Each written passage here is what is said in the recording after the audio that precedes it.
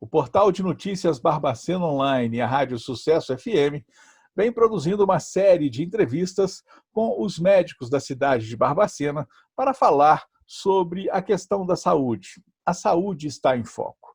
Com o apoio da Unimed Barbacena, nós vamos conversar hoje com o médico Marcelo Dias de Castro. Ele é médico hematologista do Hospital Ibiapaba e da Clínica Oncovertentes, mestre em saúde pela Universidade Federal de Juiz de Fora. Doutor Marcelo, seja bem-vindo ao canal BOL. Muito obrigado, Ricardo. Muito obrigado a todos que estão nos ouvindo. É um prazer estar aqui com vocês. Para começar, doutor Marcelo, nossa conversa, seria bom então a gente explicar o que vem a ser a anemia, que é o assunto da nossa entrevista de hoje.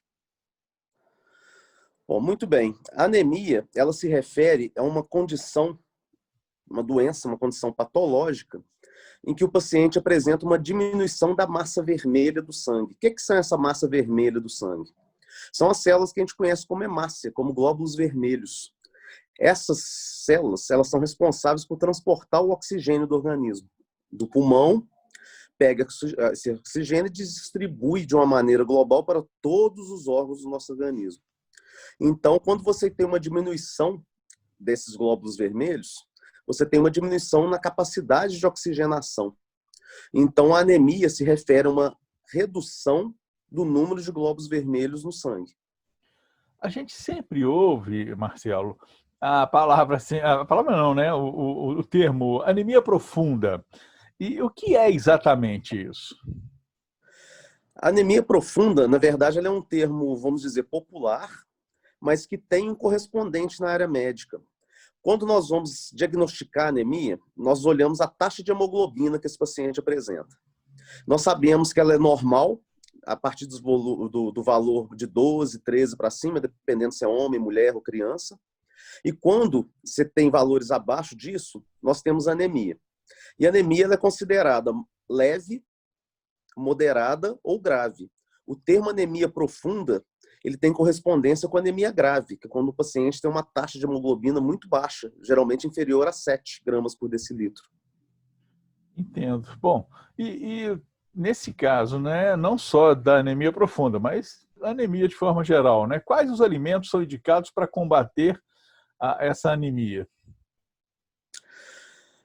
De uma maneira geral, nós temos anemias por carência de vitaminas, carência de B12, carência de ferro, e nós temos anemias que não têm nada a ver com carências nutricionais.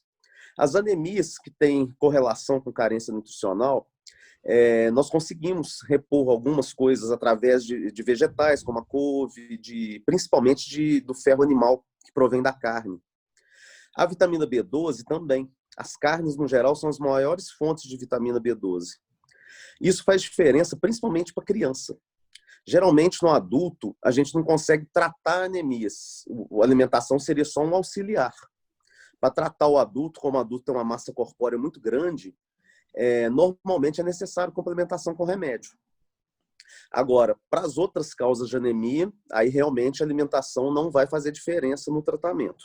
Aí são causas mais específicas, que nós podemos ter um defeito medular, alguma outra doença que provoque não relacionada a nutrientes. Desde criança, eu sempre ouvi os meus familiares, minha avó, olha, come um bife de fígado para você não ter anemia. E aí, isso é verdade? É um fake ou não é? Como eu falei, as carnes em geral são as maiores fontes, tanto de B12 quanto de ferro. Então, como uma forma principalmente de prevenção, um indivíduo que tem uma alimentação adequada, né, um indivíduo que tem uma alimentação balanceada, rica em carne, rica em fígado, rica em peixe, rica em frango, realmente funciona como uma maneira de você fazer uma prevenção primária eficaz da deficiência disso, porque isso não causa só anemia. Nós temos que lembrar que a B12 causa outras deficiências neurológicas, a deficiência de ferro causa outros sintomas que não anemia. Então, é uma maneira inteligente e natural de fazer uma profilaxia adequada.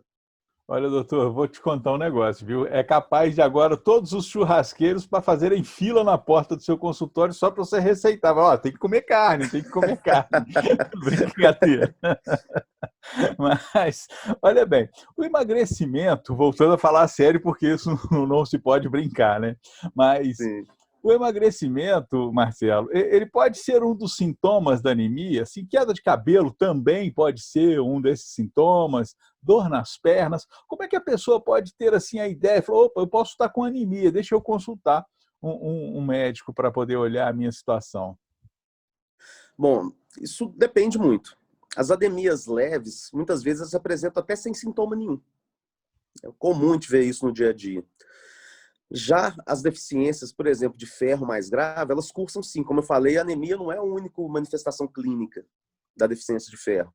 Então, a queda de cabelo, as unhas fracas, quebradiças, são sinais importantes. Assim como em anemias mais severas, como nós comentamos da anemia profunda, por exemplo, causa canseira, causa dor nas pernas, causa uma sensação de fraqueza generalizada. Isso também pode acontecer, assim, de uma maneira geral, nas anemias em geral, não só na deficiência de ferro. Uhum. Agora, em relação ao emagrecimento. Emagrecimento não causa anemia e anemia não causa emagrecimento. O que acontece muitas vezes é uma associação de fatores, alguma doença que leve ao mesmo tempo a uma anemia e uma perda de peso. Ou uma situação na qual o paciente apresenta anemia. Por exemplo, B12, ela pode dar perda de paladar, redução no paladar. Então, você vai ter anemia pela B12, você vai ter manifestações neurológicas e você vai acabar emagrecendo porque você não está comendo, você não está sentindo o gosto adequado do alimento, você diminui sua ingesta e, evidentemente, vai acabar emagrecendo. Agora, a relação direta mesmo, normalmente não existe entre anemia e emagrecimento. Agora, quando a transfusão de sangue é a melhor solução para se tratar da anemia? Transfusão de sangue, nós temos que entender ela como ela é uma arma importante, ela é uma ferramenta importante dentro da medicina, tá? Daí a grande importância da doação voluntária de sangue, né? Que agora é possível fazer em Barbacena, inclusive. Então, ela é uma arma terapêutica muito importante, mas dentro das anemias, ela é reservado para poucos casos. Alguns casos dentro da hematologia muito específica, de alguns cânceres hematológicos, por exemplo, a leucemia, ela funciona muito bem como suporte. E em pacientes que desenvolvem alguns tipos de anemia, que você não tem muitas vezes como manejar adequadamente sem a transfusão, ou em casos graves de anemia aguda. Um paciente que tem muito sintoma, um paciente às vezes já é cardiopata, que faz um sintoma grave com uma anemia, ou às vezes uma anemia muito aguda, por exemplo, um paciente vítima de um tiro, que faz uma hemorragia grave muito rapidamente. Então são casos, mas são casos muito específicos. Na verdade, a transfusão de sangue, ela é reservada para tratar um número muito pequeno de anemias. Raramente a gente trata uma anemia com uma transfusão de sangue. São casos extremamente específicos. Ela não foi feita para ser dada para todo mundo que apresenta anemia. E Uhum. muitas vezes ela está longe de ser a melhor solução. E como é que seria o tratamento, então? Seriam vitaminas? Seriam cuidar da alimentação melhor? Passa por isso? Como profilaxia, principalmente por isso. De uma maneira geral, quando o paciente realmente apresenta já uma anemia, a melhor coisa é você procurar a causa adequada. Porque nós temos vários tipos de anemia. Algumas são doenças realmente hematológicas, outras são anemias que às vezes não são causadas por uma doença hematológica específica. Por exemplo, um paciente que tem câncer de estômago, por exemplo, ele tem anemia, porque ele tem um sangramento oculto de repetição. Então, isso vai depender muito da causa da anemia.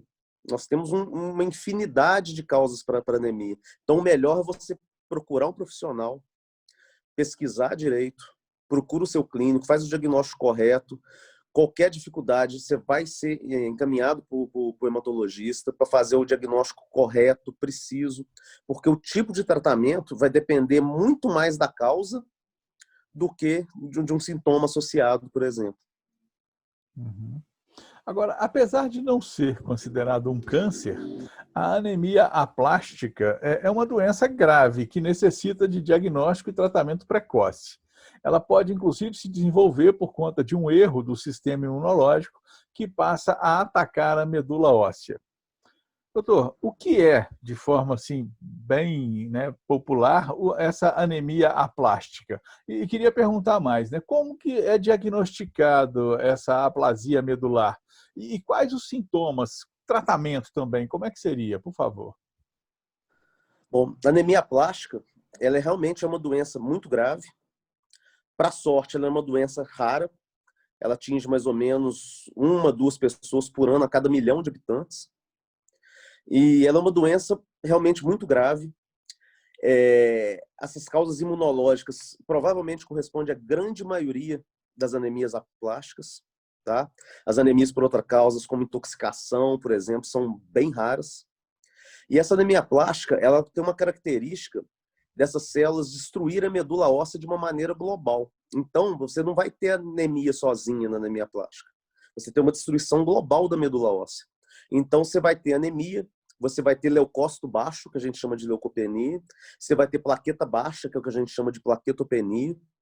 Então, com isso, você vai ter uma série de sintomas relacionados a isso. Além de ter aquela fraqueza, aquele mal-estar, aquela dor nas pernas que nós comentamos relacionada à anemia, você vai ter sintoma relacionado às outras condições também. Então, você vai ter infecção de repetição por causa da leucopenia. Você pode ter o que a gente chama de neutropenia febril, que é uma condição grave. O paciente apresenta uma febre de uma maneira grave, com risco de vida. Você vai ter sangramentos espontâneos, porque a plaqueta vai estar muito baixa. E esse sangramento pode ser em qualquer lugar. Pode ser um roxinho na perna, pode ser uma hemorragia no nariz, pode ser uma hemorragia no trato digestivo. E o exame mesmo que tem que ser feito é um exame muito específico, hematológico, que chama-se biópsia de medula óssea.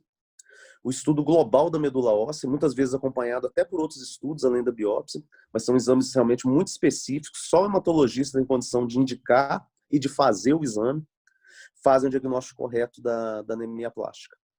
Claro.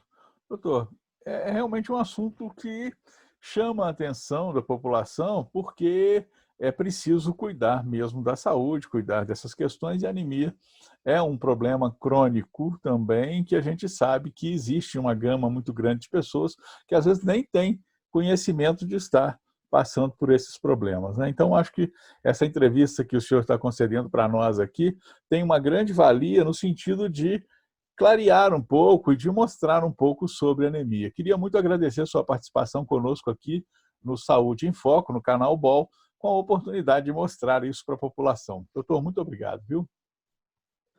Obrigado você, eu que agradeço a oportunidade de estar tirando essas dúvidas para a população de uma maneira geral, tá? Estou sempre à disposição, quando quiser falar sobre assuntos hematológicos, sobre transfusão de sangue, nós vamos estar sempre à disposição. Claro. Canal BOL, aqui tem conteúdo de qualidade. Olá, o Barbacena Online convida você para participar de nosso canal. É muito fácil, curta o vídeo, clique no botão de se inscrever aqui embaixo e no sininho para receber notificações sempre que tivermos um novo vídeo. Aqui tem conteúdo de qualidade.